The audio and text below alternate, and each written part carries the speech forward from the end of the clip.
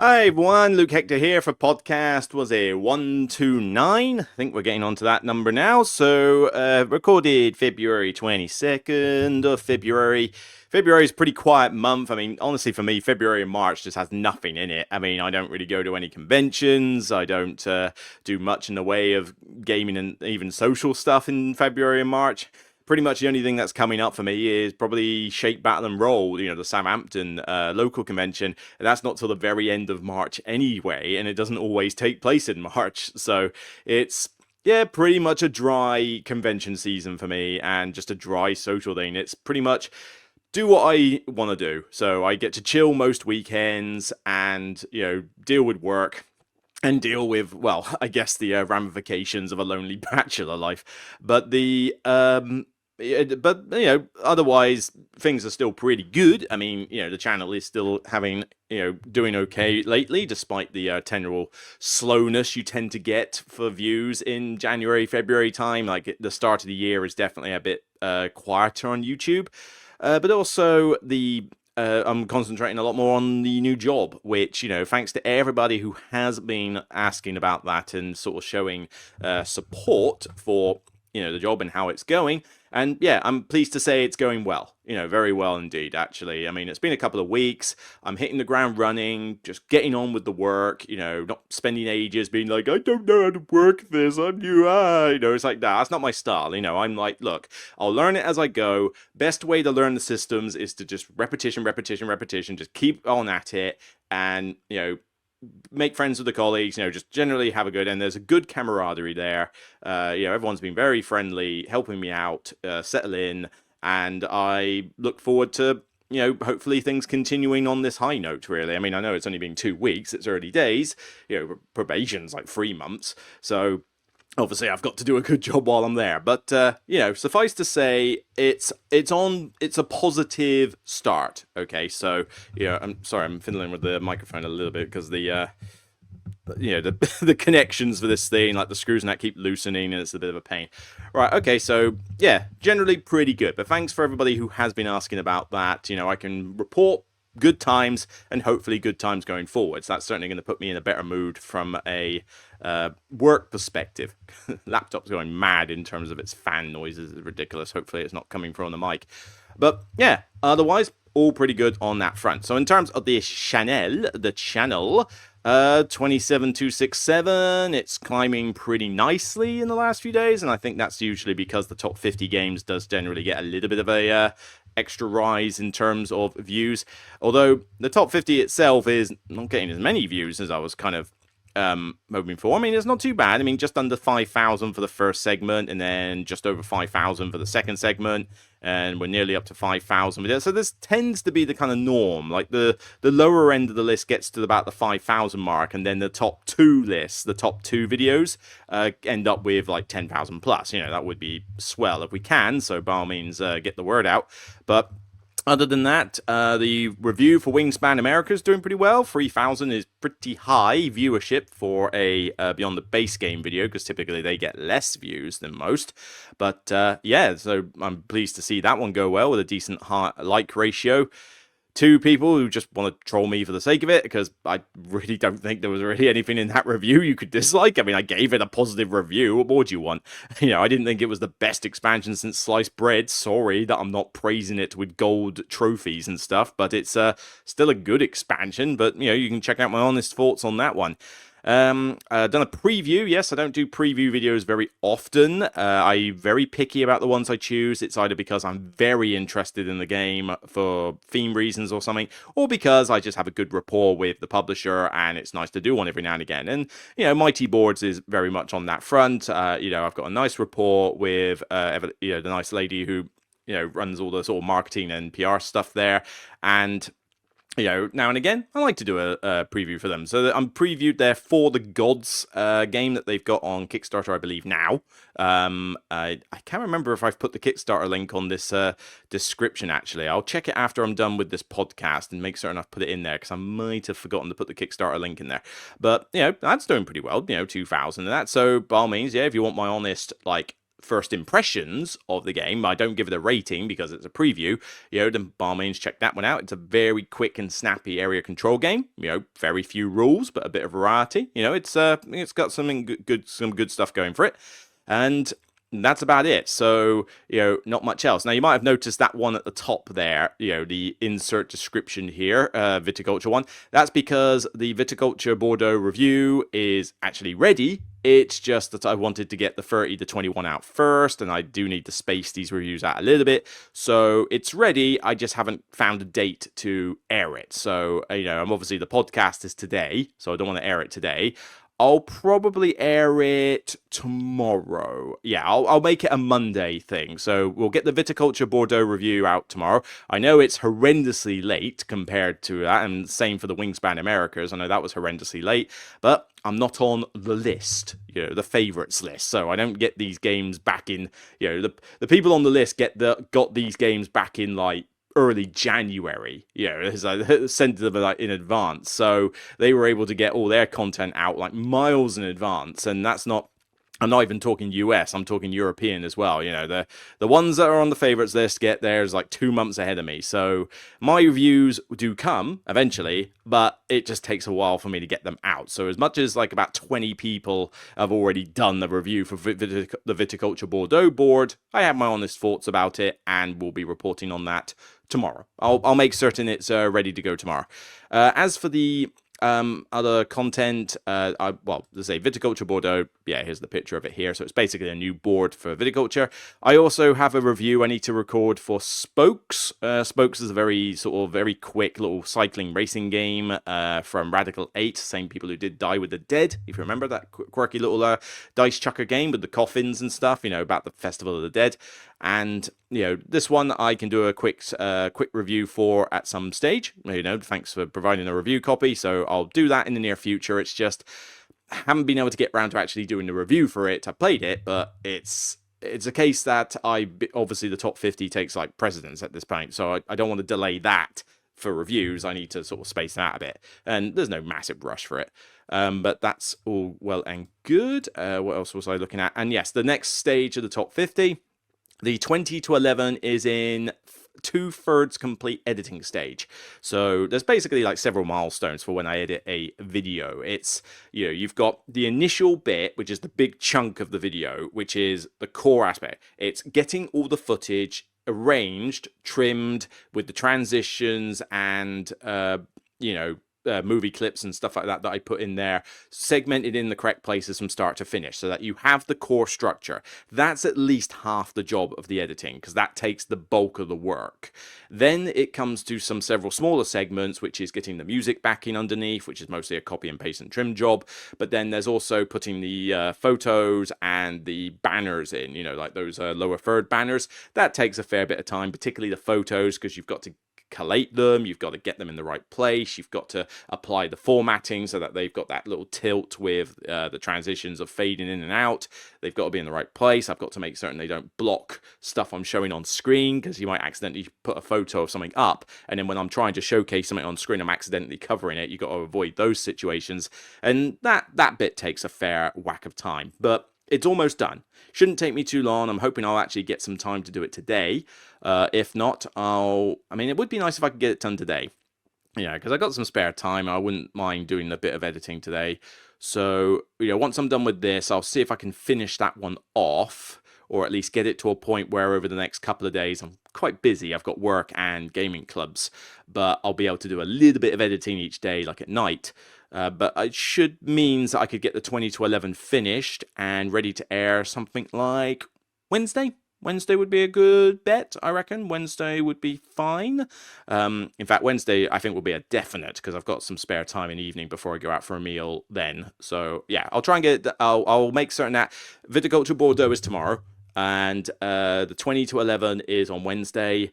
Spokes at some point soon after, and the main 10 to 1 I need to record and obviously get edited in that. So I suspect the 10 to 1 will be more of a I'd say last part of this week, probably more next weekend type thing. So maybe it will be a Saturday job for that one, to get that one done. So The idea is that I should have this whole list done and dusted pretty much within the February month, give or take a day in March. So, you are going to get it soon. It's just that's when. So, yeah, that's basically the content. There aren't any other new games to talk about because this is the dry season for board games. There really isn't a lot to do here. But I do have one thing that I will hopefully get to talk about soon, which is I have taken the plunge and bought the Meadow Adventure book. So, people have told me to give this one a try, and I'm in an R-ing about it. Like, do I want to? Do I not? Because Downstream is an expansion that's fun, but it also turns the game into a massive table hog. It's a bit fiddly to teach the new players. It elongates the length of the game, so you have to house rule how many tiles you have for players. Otherwise, the game drags on way too long. So it's a fun expansion with problems, and so it put me off wanting to get another thing for it because I haven't really played with the Downstream expansion in ages.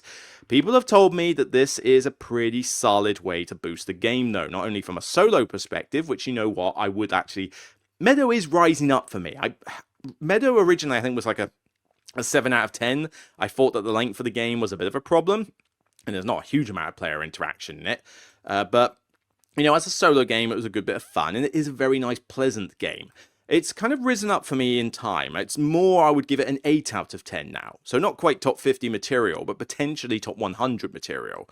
But I'm playing it more, I'm getting more into it, and maybe this adventure book is what I need to elevate it to, maybe even past 8 out of 10. We'll see, because I do like a lot of stuff for it. It is just a nice, pleasant nature game. But we'll see what this adventure book has in store for me. I will give it the beans and play through the games, and at some point, probably in March, I will be more than happy to give you a video on it. I'll give you a Beyond the Base Game video for this one, because I think a lot of people ask questions about what this includes and whether it's any good or not, and I think a Beyond the Base Game video would be useful for that. So by all means, let me know in the comments if it's something you want to see.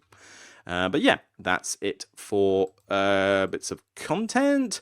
So just to talk about a game that I've played recently, it's not going to take me too long because it's a pretty small game. This is Zombicide Gear Up.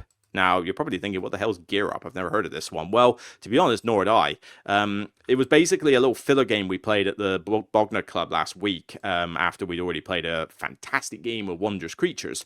And this one, I kind of roll my eyes with the whole Zombicide thing now.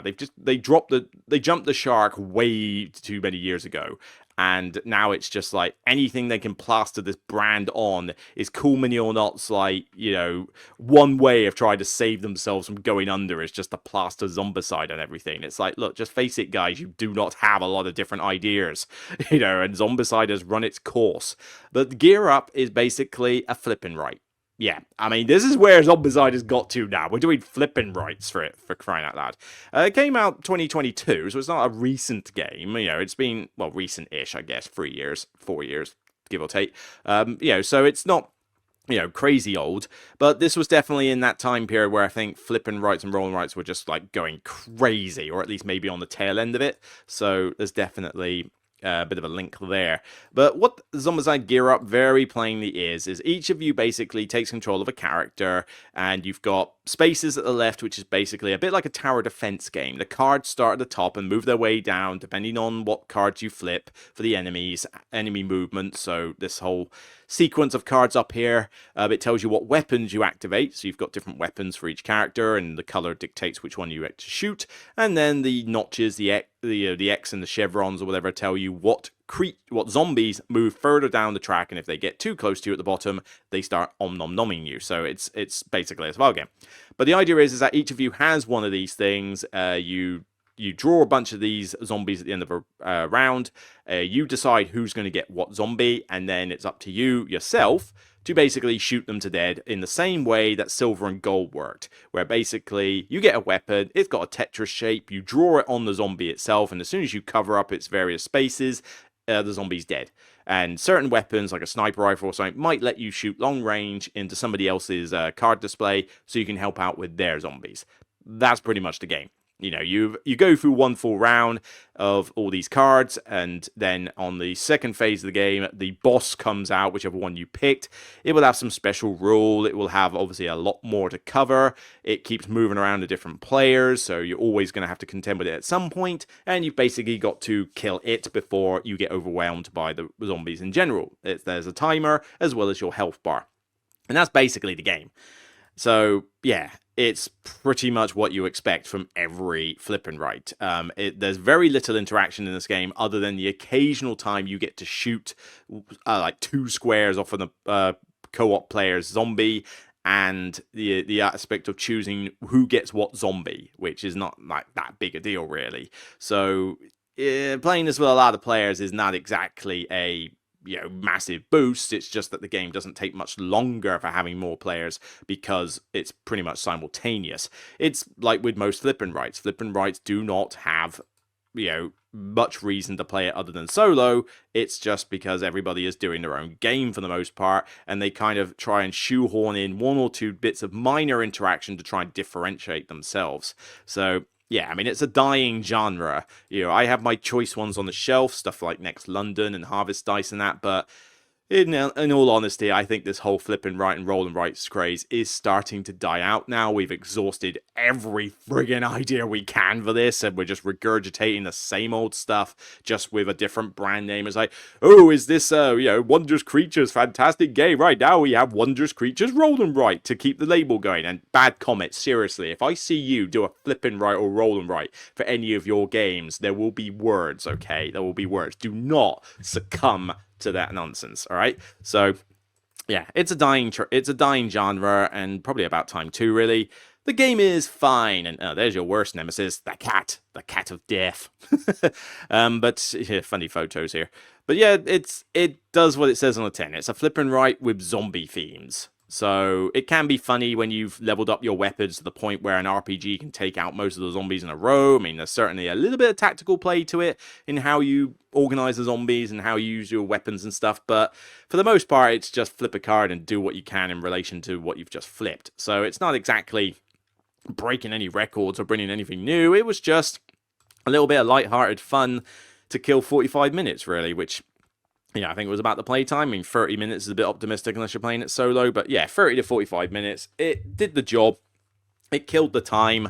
But yeah, there's far better games than this. I mean, this is just if you are a massive flip and write fan, then maybe you can go for this. But otherwise, I'm surprised it's even ranked 4,000, frankly. I'm surprised it's not ranked lower because it's just a flip and write. What more is there to say? It's a flip and write with a zombicide theme. I can't really say much more about it. It's fine. 6 out of 10, 5 out of 10. It's an average game. There's just nothing really that interesting about it. Lemon water. Still on my intermittent fasting period for the day. And I must admit, I'm noticing some side effects from doing it too long. I've been doing it since start of Jan. And I think during Feb, sometimes I'm getting headaches from doing it. So maybe I need to curb it for a little bit. Maybe give it a stop. But the problem is I've lost a decent amount of weight from Christmas, but I've still got the pudgy belly. I still have the dad bod effectively. I need to keep up the exercise more. Maybe get more exercise. I mean, I was already doing a ton in January. It's a bit harder when I've got the work to do now, but I need to maybe get to the gym and just really watch my diet more. But yeah, maybe I could stand to kick the intermittent fasting to the curb for maybe a couple of weeks, few weeks, just to let the body get back to normal, because it's not good to do it for too long, I must admit. Anyway, that's a side health thing. My quest to try and be thin and muscular and more attractive, appealing, and and just a never-ending struggle that never seems to come to fruition. But yeah, Zombicide Gear Up. Yeah, whatever. You'll forget it soon after this video. So. Okay, so in terms of the discussion topic, I gotta give some credit to Greggy Explore from the last podcast, because I asked people to basically submit some ideas, and obviously patrons are more than happy to submit ideas for me. If they get in touch and submit ideas, I will happily give them a shot.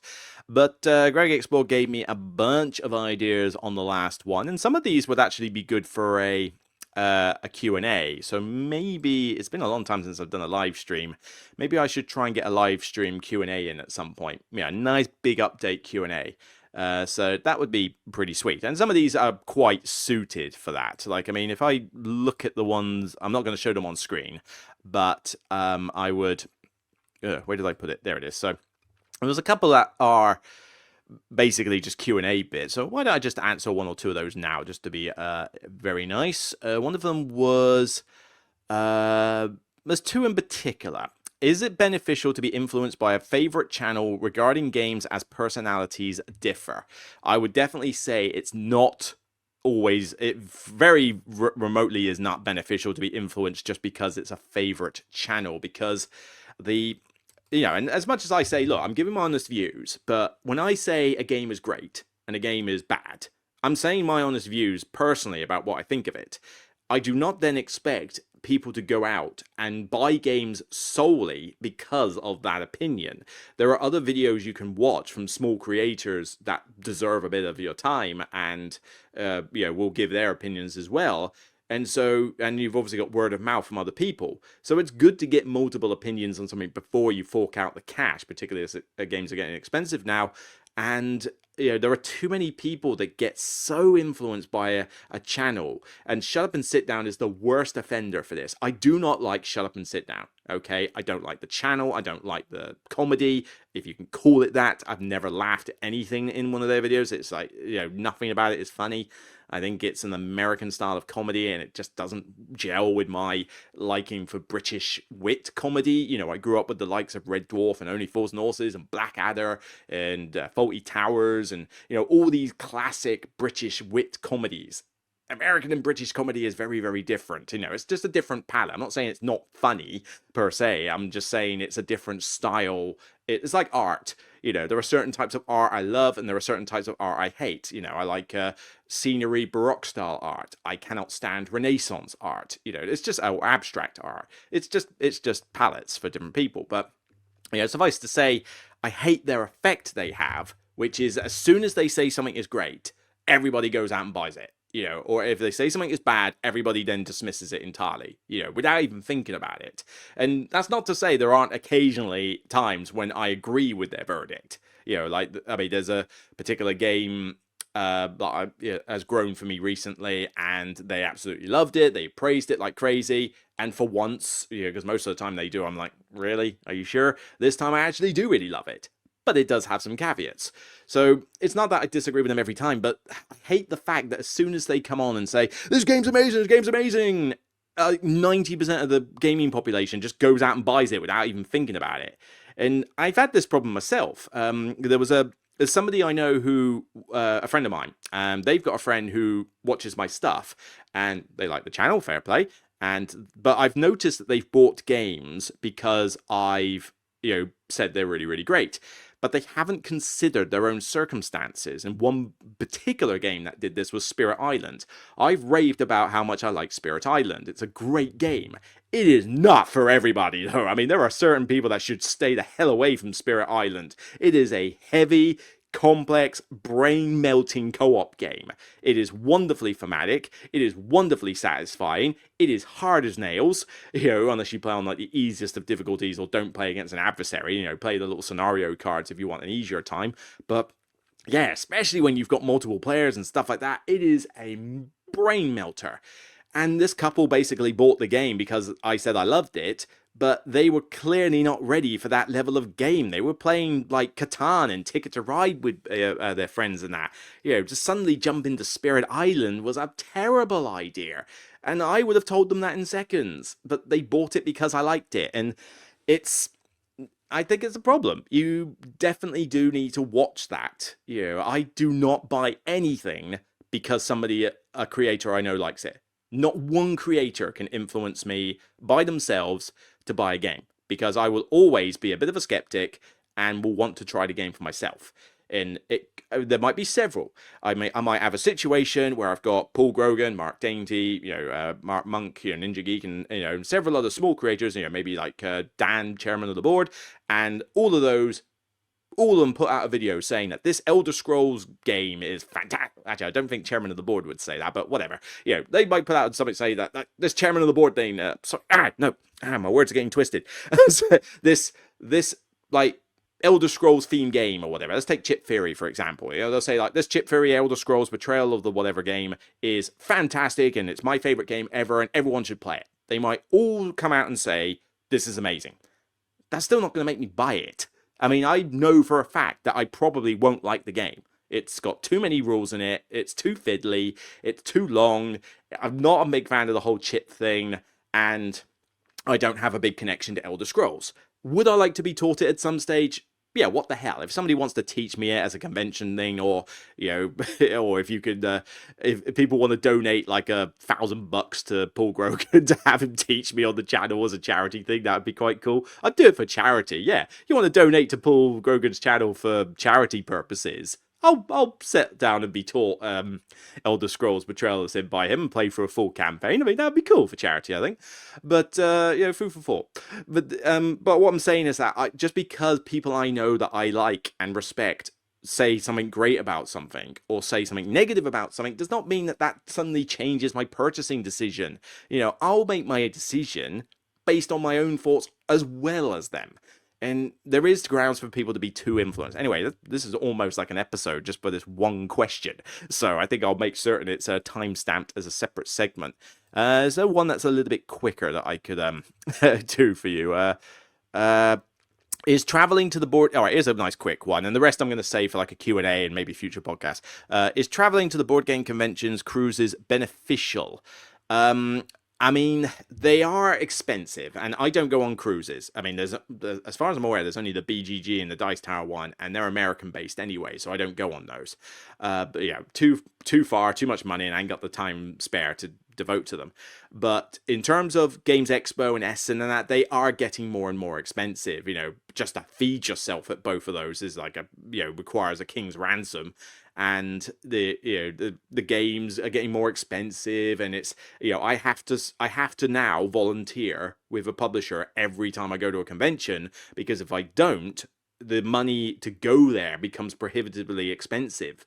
UK Games Expo is now mandatory to volunteer with someone, because frankly there aren't enough games that come out of the Games Expo that are that new and interesting, because mostly it's the middle of the year. It's mostly stuff we've seen before, maybe a couple of new stuff, but that's it. And Birmingham, for some reason, thinks it's like the holiday capital of the UK and charges £1 million to stay anywhere close to the Birmingham NEC Centre. And you've got to travel there, you've got to park there, which is another cost. The accommodation, as I said, really expensive. The food is overpriced as crazy. And I have to volunteer with someone at the Games Expo because it's just not worth the money otherwise. I contemplated not going for several years because it just didn't feel like it was worth the cash. And it's still bordering that level. Essen is very expensive to go to. I mean, Essen's going to set you back a good £500+ to go there, feed yourself, travel there and back. Bear in mind, to travel there by car through the Channel Tunnel will cost me easily a tank and a bit of fuel to get to Essen each way, plus about £100 and something to each way to travel on the Channel frickin' Tunnel, because they are an extortionist rip-off. It's problematic. And yeah, you might say, well, why don't you fly over there? I can't collect all the review copies and everything I need to do in one suitcase. It's a logistical nightmare, and I can't deal with that. It's too much stress. I need the flexibility of my car boot to, get there and back. So I have to do that. But it means I must volunteer with someone at Essen because I got to cut the costs down. Is it beneficial? For the expo, I would argue the benefit is small. I mean, the trade show is fun, and you do get to see people. Like, it's a fun event. You get to see people and hang out and say hi to viewers and stuff. So as a benefit, it's nice and fun. But is it beneficial for the channel per se? Not as much.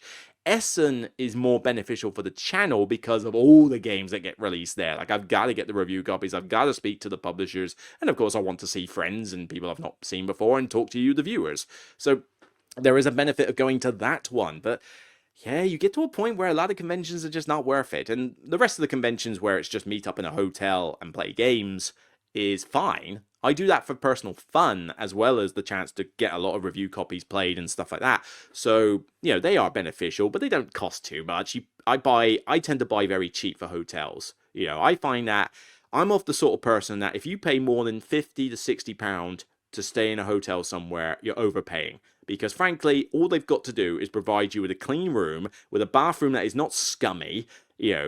They don't even have to provide a breakfast because frankly, you'll find it's cheaper just to go to a local Subway or whatever and just buy yourself a sandwich. You can get breakfast on the cheap, and hotels like to overcharge for their continental breakfasts. I mean, like, 12, £13 for a continental breakfast is like, I'm not so sure.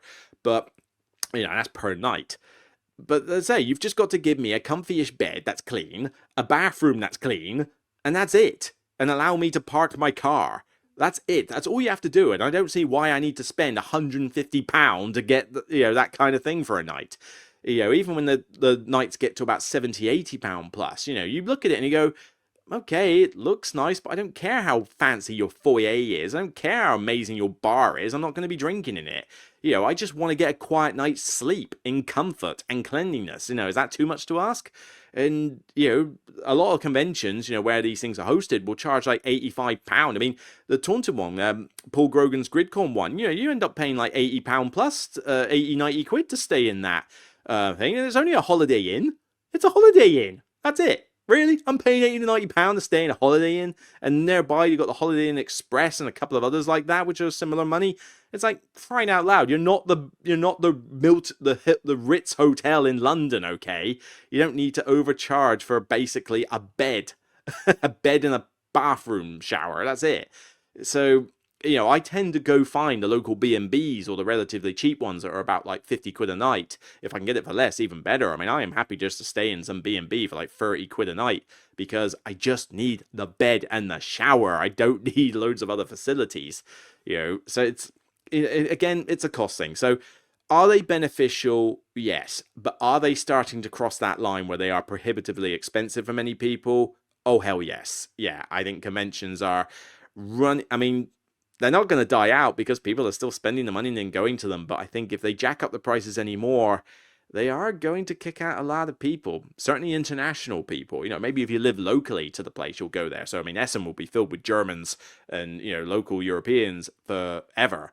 But British people, American people, Australia, New Zealand, Asia, people who've got to come from a little bit further away might struggle a little bit with it. So it may literally come down to that. Anyway, I thank you for all your suggestions, mate. I have waffled on a lot with those two questions. Well, maybe that's what this episode is. It's basically that. All right, well, let's go on to the main one. Okay, the main one that I wanted to get from your list, which is this particular question. Do modern games lack personality compared to classics? Now, this one was quite an interesting idea because one thing that's to note is that games are getting released far too fast at the moment. They're far too quickly, far too fast, whatever. There's too many coming out each year.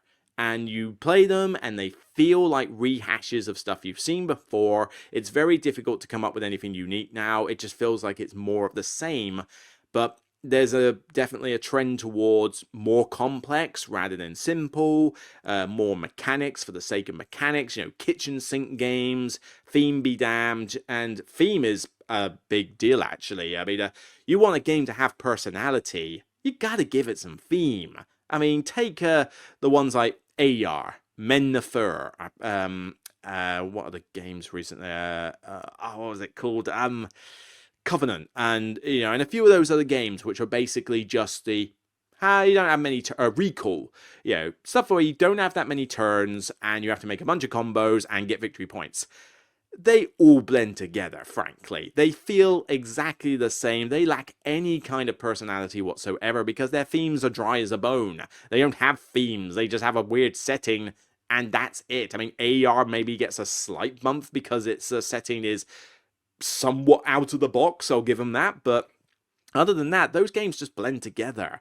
Who the hell looks at Men Thur and the one that came before, was it Sabika or that? Who the hell looks at those two games and goes, oh yeah, that game's got personality? He's like, no. It's like, no chance.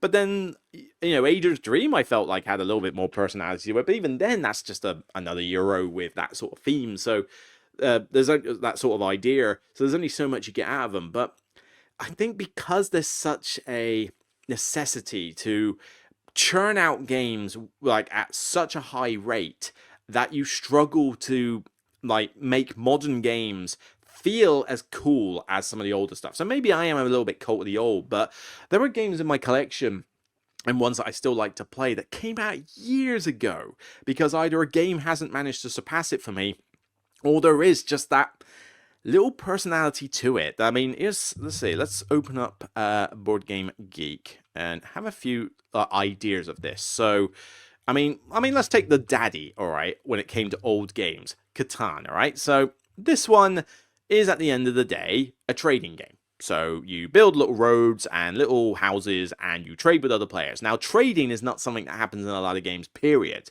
So, there's already an element of personality there. But, again, I suppose, where do you start off by actually defining what personality? How does a game have personality?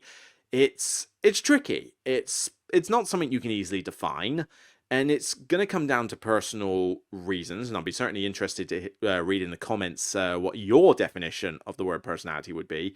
But for me, it's a feeling. It's an emotional response. It's a nostalgic connection. It's something unique. Uniqueness can also be, it's a game you're playing where it feels like it's not just blending in with the crowd, like it stands out.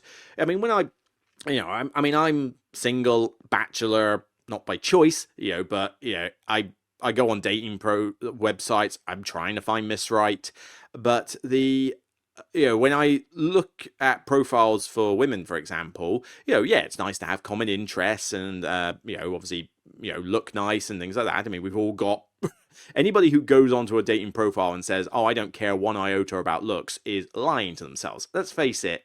You need both. You need looks and you need personality. So personality is obviously the bigger of the two, but you still need both. Let's be perfectly frank.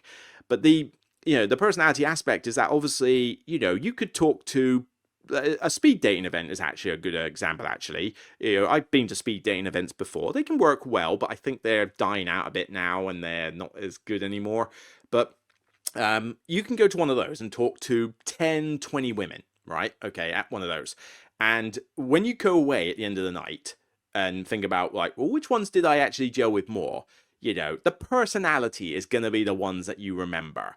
And a load of the girls there might just blend together. I've been to certain nights where a group of friends might have come together, and I talked to all four of them in that group, one after the other, and you would not be able to, if I put a gun to my head, I would not be able to remember which one was which in terms of their names or even their personalities, because they basically they just felt like every high school teen drama stereotype you could think of. Okay, it was that Samantha, was that Becky? I have no idea, because frankly it feels like they're the same entity just split into four different individuals. So personality non-existent for them. But then I remember, oh yeah, I remember you were really quirky. You had like a nice sense of humor. You didn't take things too seriously. And then I remember this other one who's got like a, well, okay, so you've got, a nice friendliness to you, but I remember that interest you had. You had a big passion for that one thing that you do, and it's different. Not many people have this as a hobby interest, but you know what?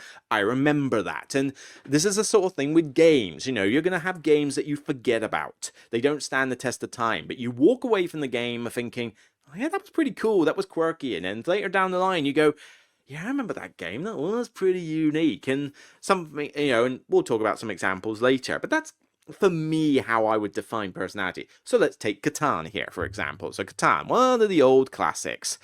I mean, you can't deny that this one has had the influence and, has definitely still been played today, in various guises and stuff. And, oh, wow, that picture looks pretty cool. I like that. Oh, he's got a little sheep on there. That's really nice. But, all right, let's leave it on there. That's a pretty good representation of Catan. And it's, it is game with some personality. I mean, it's one of the oldest games that we remember well, in terms of like, wow, this is played by everybody. It started the whole like gaming revolution practically back in 1995, I think it was, that this came out. And you still remember it. You still, I mean, if you hate it, you hate it, but I still have Catan behind me. It's on my shelf there in various guises, and I will happily, if people want, play Catan. Do I get my set out very often? Probably not, but people tend to get this out at game clubs or maybe at conventions and stuff, and I'm like, you know what?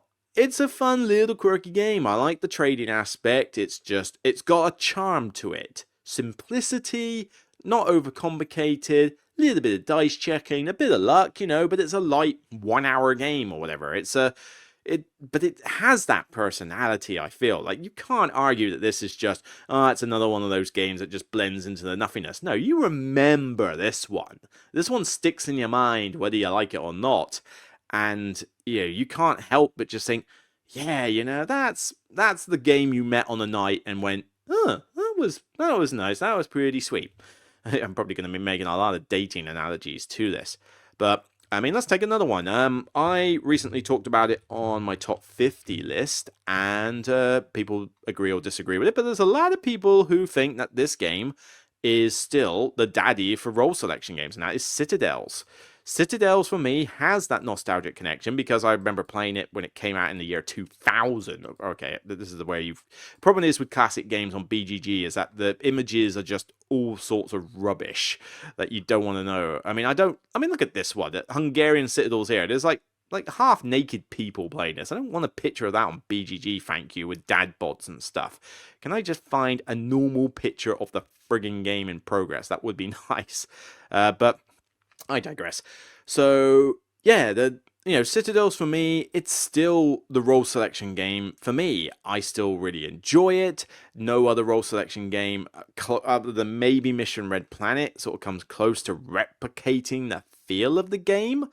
And it's got that little charm to it. You're interacting with other people. The characters feel like their own little characters.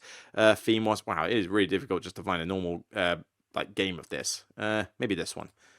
That'll do. So, the idea that you've got the different characters and you're just building buildings for cost, nothing to, matching the colors, that's it, nice and simple, but it gets people talking and it has that charm element. I mean, there's not many role selection games since that one that I can really talk that highly about, and I've played many, but you play a bunch. You play like some people suggested ones like Oriflamme and a few others, and it's like, yeah, you play them and they're kind of like, yeah, they're nice, but I feel like I want to play Citadels again, and that's an element where you can tell that personality is working. It's not just I think the game is mechanically better. It's just you remember it fondly.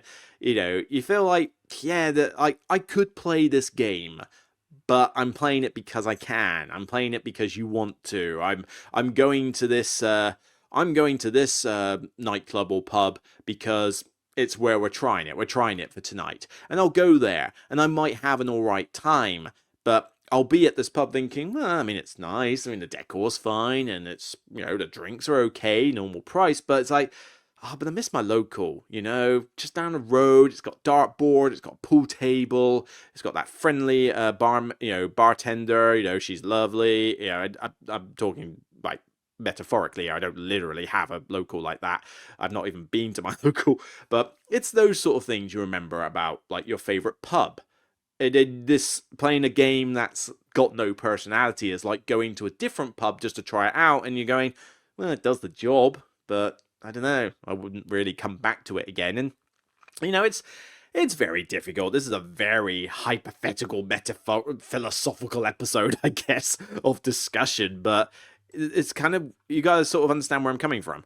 So, but that's not to say that modern games cannot have some personality. I mean, I'll take Hegemony, for example. Hegemony, big, massive game that I loved to bits. The huge monstrosity of 4 separate classes, the working class and the state and the middle class and that, going at each other's throats, voting on policies, building companies, employing workers. I mean, this game is, a smorgasbord of stuff But you can't argue that this one doesn't have some personality to it. I mean, it's got a lot of mechanics in it for sure, but it's not just mechanics for the sake of mechanics. I mean, when you play this, you are involved, you are interacting with the other players, you are like definitely getting into this game from a thematic perspective, and it's truly unique. I mean, find me another game that's like this, like anywhere close to this kind of game, and you'll understand. But, if you were to play this as a bunch of separate games on a night, you remember this one. You don't come away from this going, it's ultimately forgettable. No, no, no, no, no. Whether this personality of this game drives you insane or sucks you in and you want to meet this person again and again and again, you remember this. You don't come away feeling deflated, deflated, or forgetting that you met this person, that you played this game. No, no, no. This one sticks with you. It's got a very unique personality to its own, and it's a fairly modern game. So we're not devoid of personality in the current market. It's just it's harder to do it. I mean, this is a very unique game in the grand scheme of things. You're not going to make another game like this. It's going to be its own thing, and fantastic. It's why it's on my shelf. It's why I'll never forget it. So, there are things like that. But, okay, let's talk about another classic, maybe. So I'm thinking, classic game with some personality to it. Because I'm looking at my shelves now, and I don't know if I still got Hegemony on the screen. Let's cut that off. Right, so I'm looking at my shelf now, and I'm thinking, right, okay, there are games that I enjoy, but do they have a unique personality to them? And I'm certainly looking at older stuff as well. Like, for example, Cascadia. Cascadia is not the oldest game in the world, although you could argue it's maybe becoming a classic now. I mean, how old is Cascadia? 2021. Okay, maybe that's not a good example. That's a little bit too recent. I want something preferably from the last decade. Yeah, I mean, some games do not have much of a personality. Let's take Splendor, for example. Okay, Splendor, 2014, so it's over 12 years old now. Still think the game is great, fantastic from a gateway game perspective. Do I want to play it over and over again? No. But do I still have a copy? Do I still play it with my mum and dad every time I go home to visit? Yes. But, am I going to say that this, game, whether you want to call it classic or not, I mean, it's hard to tell what is classic now. I mean, this is 2014, which feels like it's recent, but then it's also 12 years old at this point. So, how classic are we talking here? But Splendor doesn't really have much of a personality, if any at all. I mean, it's basically a little tableau card builder. It's very simple. You just get chips and trade them in for cards. I mean, it's unique in the sense that it's very simple and just very easy to teach to gateway gamers, and it has its own little charm, I guess. But personality, nah, I'm not saying that this one is a personality one. You might remember it and go, oh yeah, that's a nice simple game, but I don't think many people are going to sort of be saying, oh yeah, I see the wonderful, vibrant personality of this themeless card tableau builder mechanic. It's like, nah, I'm not seeing it there. But okay, let's say maybe that's a little too recent. So let's try and think of something on my shelf that is older than that. We need to go. I mean, obviously, I'm not going to go to pre-2000 because I don't have a lot of games that are pre-2000, frankly, if any, on the Katana, I guess. But let's try and get to early 2000s. We've already had Citadels, which was a good idea. Seven Wonders? When did Seven Wonders come out? Seven Wonders, I feel, is too recent. 2010, I mean, that's still going a few years back. I'm trying to think, is there anything else? I mean, I got into games back in the 2010 plus area, so having games that are, all right, maybe is an easier thing. Let's go on to advanced search, and we'll put in year release range. We're going to put in 2000 to 2005. Let's try really early classic games, and I don't want. I want none. I don't want to search expansions. Here we go. Go. Right. So just give me a bunch of games. And we're also going to match it by board game rank. So we're going to go for the oldest, higher rated stuff. Okay, so let's have a look here. So Twilight Struggle. Well, I'm not a fan of Twilight Struggle. It's not an interesting game for me. Personality? Maybe. It's not often you get these like two-player head-to-head war theme games, and it's definitely got the theme down, but personality, I don't know, I'm not really seeing it. Puerto Rico, no, that's not really got its own personality. I mean, it feels like most Euro games these days. The only bit of sort of unique personality to it is the aggressive behavior of the people who play this game religiously, the Puerto Rico Sharks, who actively will hate the game if they sit, I think, in front of or behind a player who's new to the game. Yeah, that's the only personality you get for them. You get an aggressive one, not pertinently on that. Power Grid, no, that does not have a personality. I'm sorry, an auction game where you just put connections on a map and get frustrated about how terribly boring this game is. I mean, yeah, this one at a speed dating event would be the girl who gets on my nerves, where it's like, not only is she boring, but she's also got an irritating voice.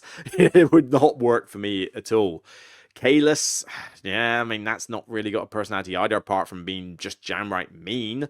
I suppose maybe you could argue it's got a personality. It's a mean game, so if you like mean women, then fair enough, but I'm not sure I would be gunning for that. Train games are like the epitome of not having any personality whatsoever, so I'm not even going to get started on those. But what else? Twilight Imperium. I mean, yeah, it's going back a bit, those old editions of it. I mean, Twilight Imperium, that one, I think you could argue that one's got a personality, Twilight Imperium. I mean, it's a space game. Everybody's in each other's faces. It's combat. It's definitely getting people chatting. I mean, I'm not the biggest fan of Twilight Imperium, okay? So I won't play the big grandiose version. I've got the roll and write, which is a bit of a laugh. But otherwise, yeah, the other one's just too long for me. But I'd be struggling to, I would be lying if I said this one didn't really have some personality to it. I mean, people will play this, they'll have a great time, they treat it as an epic event. It is definitely quite unique in this genre because it is the one big epic space game that people do play. Let's not include garbage like Eclipse and stuff like that. They barely even feel like space games.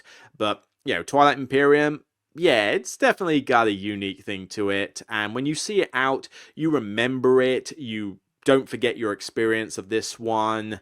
This is the person you meet at a speed dating event who gives you has an interesting personality, but then the clock overran, and for whatever reason, you're talking to this particular person at the speed dating event for longer than you should be. So that's basically Twilight Imperium. So yeah, I'd say, and this is a classic game. I mean, Twilight Imperium this is the third edition on here, so 2005. Second and first edition, I think, came out pre. I mean, I don't know when they came out. Would it tell me if I go onto the page? Re-implement second edition. So second edition was the year 2000. First edition was 1997. So, I mean, I would certainly say that these are, classics at this standpoint. Ticket to Ride, I mean, it's a classic, but personality for Ticket to Ride? I guess it kind of does, based on how much of a classic it is and how it's still being played. It's the dependable one. Yeah, the one that, they're just nice. They're nice, they're friendly. They don't necessarily have too many other unique characteristics to them, but they're nice, they're friendly. And sometimes it's just hard to meet people like that. So, you get a very friendly demeanor with Ticket to Ride. And it's had so many different iterations of it. I guess you could argue that the personality changes slightly with the different iterations for Ticket to Ride when you're playing an American versus the Indian versus the African versus the Japan, all the different maps, all that's a style of thing. For a Euro game, yeah, I mean, I can understand this one having a little bit of personality to it, just that little bit of difference between it and all the other ones. And certainly people have their favorites for the Ticket to Ride maps, and some of it is going to be mechanical based, but some of it's just going to be the feel of the game, playing on those maps, a connection to those maps. Do you like Poland in particular? In which case the Poland map is going to be one you probably have in your collection, so there's definitely a connection there. Okay, let's keep scrolling down the list. One that's going to come to my mind, actually, as I look behind me, Pursuit of Happiness. That's definitely got a personality. I mean, the laughter and the crazy tales and stuff like that in that's a pretty unique game. I'd say that's got a personality. But yeah, so we're talking about classic games. We're talking about older games. So let's keep down the list. Let's get back on that. Let's see. So War of the Ring. I mean, that's definitely got a unique personality to that one. I mean, that is a pretty big, epic Lord of the Rings game. I mean, it takes the book and puts it into a board game. I don't really have not actually played many Memoir 44 ones, so I can't really kind of invest on those. Railways now. Carcassonne. Okay, Carcassonne. Does that have its own little personality? I guess so. I mean, that's the thing. Classics are classics for a reason. There's a reason games like this are super popular and are still evergreens now because people enjoy them. And you might argue, yeah, but this tile laying game's got more meat to it. It's got more stuff to it. Yeah, but it can also get on your nerves. It can be too complicated. It can be too, it's got too much baggage. Shall we say? I can't believe I'm using speed dating as an analogy for this, but you've got that aspect, that you play a game that's similar to it, and you go, well, why don't you play this one now? And it's like, well, there's just too much going on there. Whereas Carcassonne is just a nice, simple, streamlined experience. It's still nice. It's still pleasant. Very few tile laying games are able to replicate the ease of play for this one. That's a nice cover, actually. I quite like that as a cover. That's really nice. But it does the job, and everybody remembers it. Everybody recognizes it, and that's maybe another aspect of a game with good personality. You recognize it on sight. You don't. As soon as Carcassonne's on the table, you immediately, just from peripheral vision, see it and go, "Oh, I remember that. I remember you," and that's what you bring back. But then I can walk around a convention and see a bunch of very bland euros, beige euros or whatever, on the table, and gloss right past them. Like nothing about them, like immediately attracts me. I mean, granted, you could argue that's more to do with looks than personality, but still, nothing about the game when you listen to people play it gets you interested. This is the person at the event where you're sitting there and they're going, well, they look nice enough, but I am bored. Like, you are just boring me to death. You can't hold a conversation. This is not good. So it's I think this one definitely has a little bit of charm and personality to it. Although I'm getting sick and tired of everybody basically going, "Oh, I'm at Carcassonne. I've taken a photo of me with this game." It's like, we've done it before. We don't need to constantly keep spelling that out. I mean, granted. All right, fair enough. Devil's advocate. I went to Prague and obviously went to the clock, yeah, the Orloy clock, and played the game Orloy. So yes, okay, fine. But I didn't take a picture of me at the event with the game in my hand. So yeah, there is a difference. But that plant is that a spider plant? That looks too much like a spider. I don't like it. But yeah, this game definitely has a quirky bit of personality to it. So I think Carcassonne counts. Oh, damn, I've gone way too far off the beaten path there with the list. I need to get back to that list of games. Where are we? I think that's loading up now. And just double checking is that, yeah, modern games lack personality compared to classics. So, all right, so I've been through some classics and kind of said, yeah, I think that they do have a nice bit of personality. I mean, yeah, God, yeah, there's the other one, Arkham Horror. The original Arkham Horror. I mean, Arkham Horror 3rd Edition, a modern nice, is a nice game, okay? And Mansions of Madness, again, it's a good game. It's got the immersion and it's got the app. But when I think Arkham Horror, when I think the one that really gave me the feels, and it wasn't even Eldritch Horror, it's this one, the classic one. This one definitely had a personality. I mean, this one was dark, it was gritty, it was, it really embraced the horror element of Arkham Horror rather than the actiony shoot 'em up thing, and the stories it told was great. I mean, this one, even the imagery on some of the cards was freaky. I struggle to look at the spider one or whatever. I mean, it's hard to tell it's necessarily a spider at first, but you can see the kind of legs in the background, but it's also got a face that looks a bit like the Scream face. You remember the that famous painting, the Scream? It's got a face a bit like that, but more horrific, and it's an unsettling picture. You've then got pictures of women being dragged to this big face or whatever with teeth that's basically going to be eaten by it. I mean, it goes dark, so anytime people mention Arkham Horror, this is the one that immediately you remember. This is the freaky, like for me, this would be like the what's the word they use?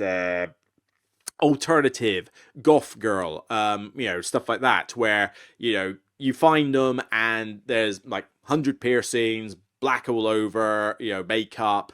They look like Wednesday from the Addams Family or something, and it's like perfectly nice people. I know some, I know some goths. I've had good dealings with goths. I've had death threats from goths, so it's definitely a mixed bag.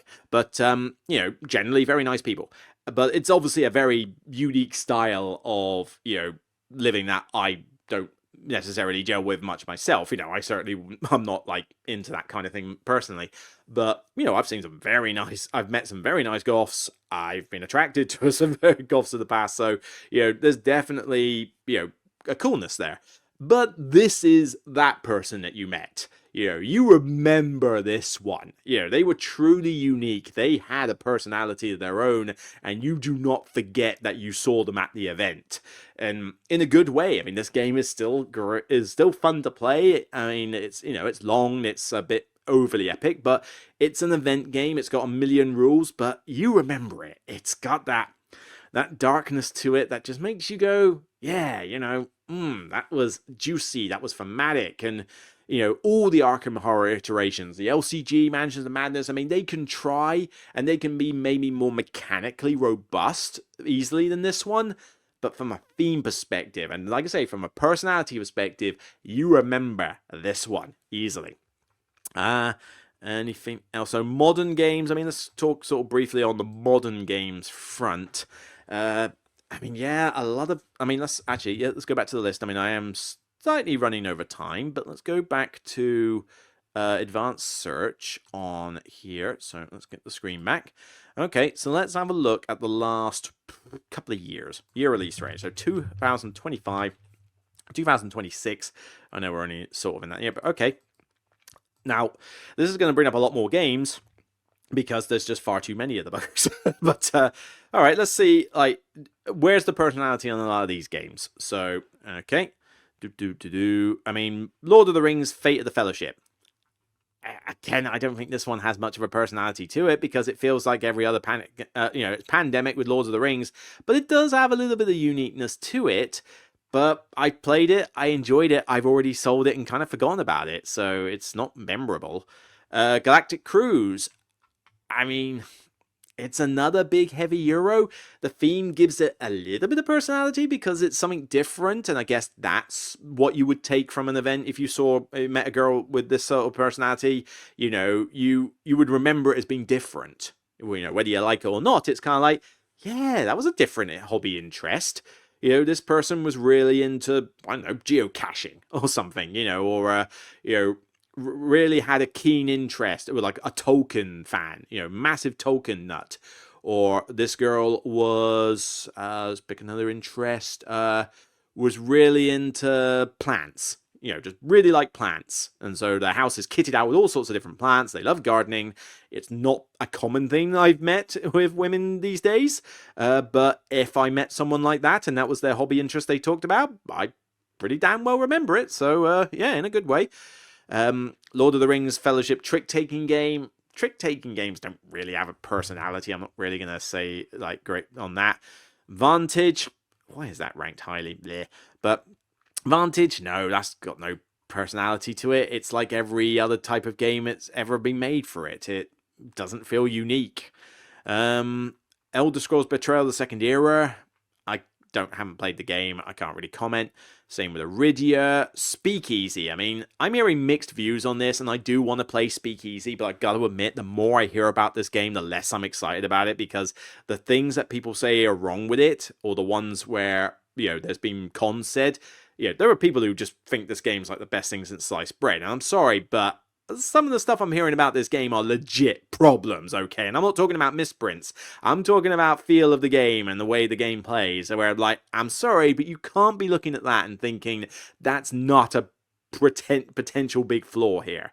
But again, it just feels like every other modern Euro game. It doesn't feel particularly unique.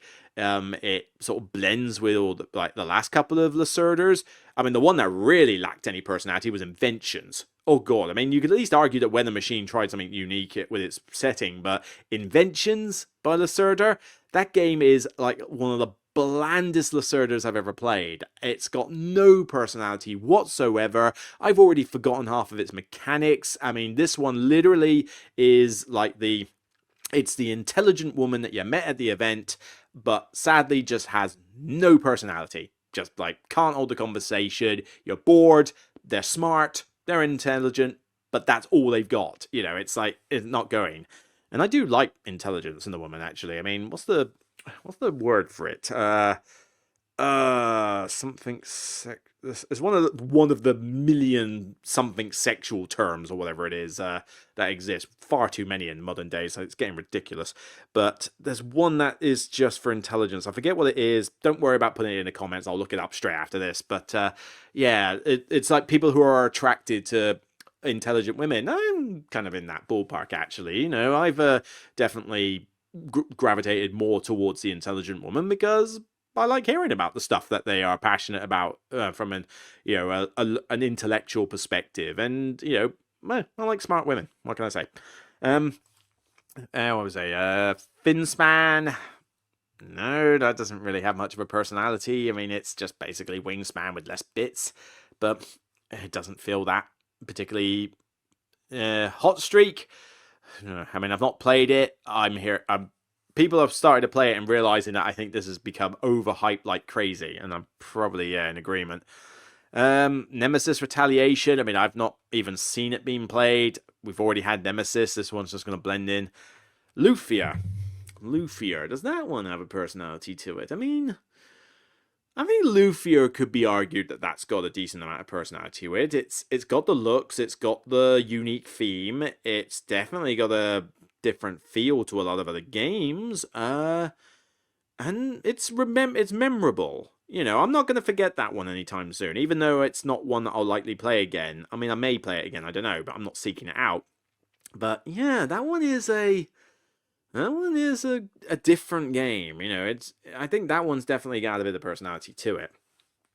Zenith, Moon Colony, Bloodbath, Battle of Hoth, don't care. It's Memoir 44 for Star Wars, basically. Take Time, a good game, but personality, no, it still feels like a kind of mechanical game. Star Trek Captain's Chair, the theme is lost in the mechanics. A lot of mechanics you got to do, but I would not say that this or the Imperial games had personality. No. Critter Kitchen, no. Old King's Crown, that one have a personality? Nope. Just a wall of text everywhere. No, I don't think that's. I mean, I'm struggling. I'm struggling to come across a game. Oh god, the Anarchy. The Anarchy. You think that's got personality? That's ridiculously overcomplicated, like flipping right. No, those sort of games do not have personality. Forest Shuffle. No. Deep Regrets. I mean, apart from having deep regrets from ever playing it, it's such garbage. But personality, no. I mean, yeah. And that's the thing, I'm going for a bunch of these, and I'm just not seeing anything on here that gives me a memorable experience. Like, this feels like the speed dating event where I play through a bunch of these games, and I don't remember anything about these women when I've, finished the event. Like, none of them would be like, yeah, I want to exchange phone numbers and get in touch with you again. It's like, nah, I'm just not seeing it with this lot. What was this? A Wild Venture? Maybe? That one's kind of quirky. I mean, that's its personality, I guess. Kind of quirky. And I do like women with a quirky personality. So, I mean, yeah, there is that. Maybe that could argue for it. Pagola. Pagola? I mean, it's nothing we haven't seen before in terms of games, but it's outright beautiful and sweet. I mean, you would remember this person if you came across them. I'd say, yeah, I mean, Pagola's got a pretty good personality to itself. Embelief, no, not really. I mean, it looks nice, it's a good game, but personality, no, I'm not seeing it. As I say, a lot of you will disagree with this, and as I say, this is a very very philosophical, hypothetical, metaphorical, whatever foracle you want to call it, scenario here. It's difficult to define what personality is in a game. I've done my best to try and think of what my view is on it. Comparing it to speed dating, I think is probably going to be the most unique way you can possibly talk about this subject. So hopefully you found that entertaining, if nothing else. But by all means, what are your views? How would you define personality with a board game? And do you, with this question, do you think that modern games lack personality compared to classics? Do you think it's the other way around? Do you think it's about the same? Do you think this is an arbitrary thing to even think about?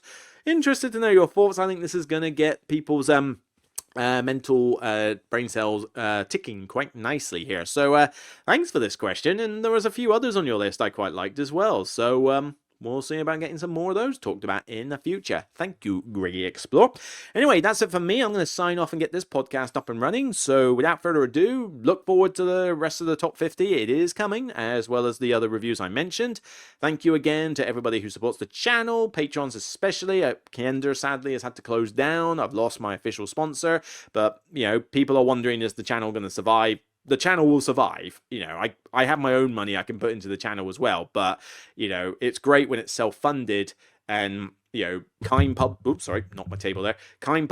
who submit games for review copies helps the channel keep going. The patrons, you keep the channel going as well, so by all means I'm grateful, but don't worry, the channel is not in danger of falling under, okay, as a result of losing my sponsor. It's a hit, but it's a hit I can absorb. It's okay.